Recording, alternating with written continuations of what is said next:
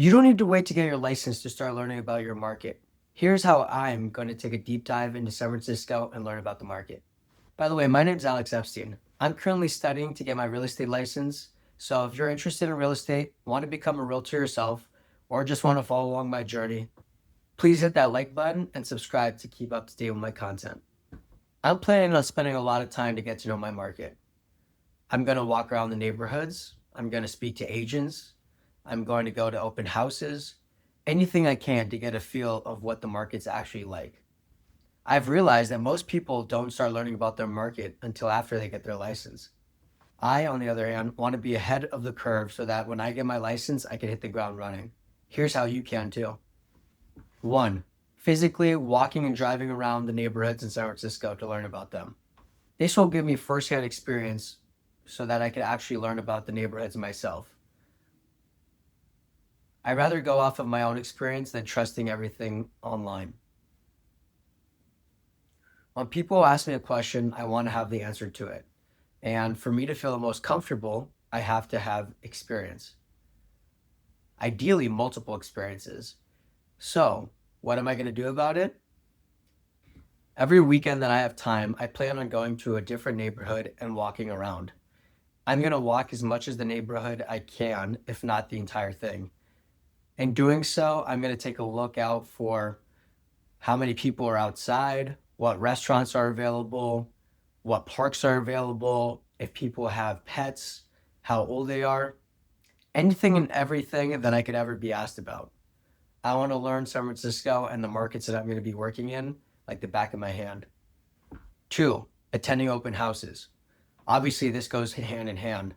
I am going to attend open houses in the neighborhoods that I visit every weekend. And in doing so, not only will I get a feel for the vibe of the neighborhood, but I'll also get a feel for the inventory. I'll be able to see how many listings are available in a certain neighborhood, how many days on market, what the price is, and more. I'm going to pay special attention to the finishes in the house, to the layout of the house, and also I'm curious to see how competitive it is based on what the list price is and what I think the value is. This is obviously heavily based on the market and also on the list price compared to the actual value of the property itself. When walking through, I'm going to listen to what people have to say. These are potential buyers. So are they talking about the layout of the house? Are they talking about the kitchen, the price? All of this is information that I could use in the future. I'm looking forward to meeting agents and telling them that I'm going to get into the business and see how they host open houses. You'd be surprised as to how open and genuine some of them are. It's really low pressure networking at the end of the day. Not only will I get to meet some agents, but I'll also get to meet some people walking through the house that are potential buyers. Hopefully, in doing so, I'll get to build some relationships, and these are people that are going to be future coworkers. Third, using platforms like Zillow, Realtor.com, and Redfin.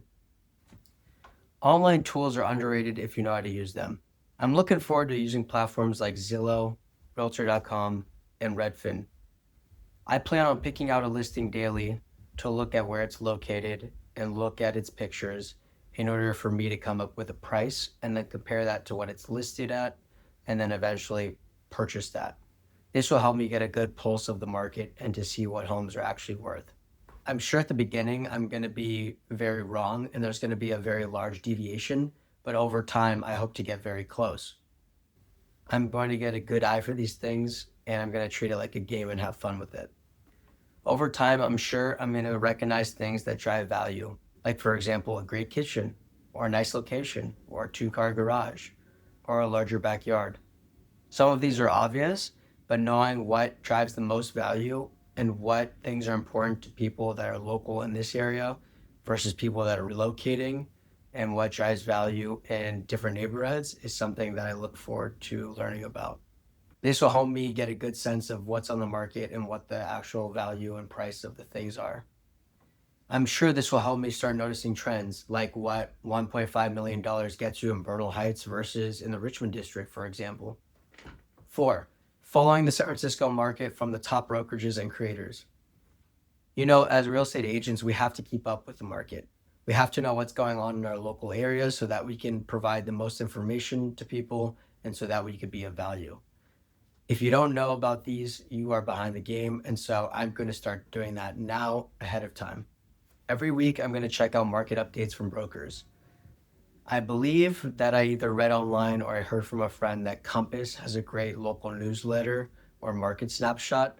I'm also looking forward to following some local San Francisco Bay Area based content creators that are real estate agents or local real estate professionals and seeing what their thoughts are about the market. Hopefully, they'll also post local trends and other insights that I can use to learn more myself. I'm sure they'll break some stats down like inventory on the market, days on the market, and what's hot in distinctive neighborhoods.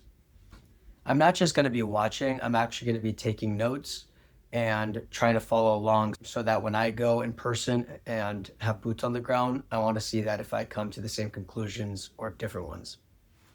This will surely be one of the fastest ways to learn from pros in the market. The main point here is that you don't need a license or fancy title in order to learn about your market. There are things that you could do now to be proactive and learn while you're getting your real estate license, or even if you're just considering it. Learning is never a bad thing. And if you're interested in becoming a realtor or are interested in becoming an investor or just think it's interesting, I think it's a great idea and exercise to do these things. All of this is free. All it takes is some time and genuine curiosity. By doing these things every single week, I'm sure I'm going to learn a lot in a little time. If you want to follow along as I keep learning or eventually start getting clients, make sure to like this video and subscribe. I'd love to hear your feedback. Also, for any real estate professionals out there, how are you learning about your market? What's worked best for you? I'm interested in hearing. Hope to see you next time. Thanks again.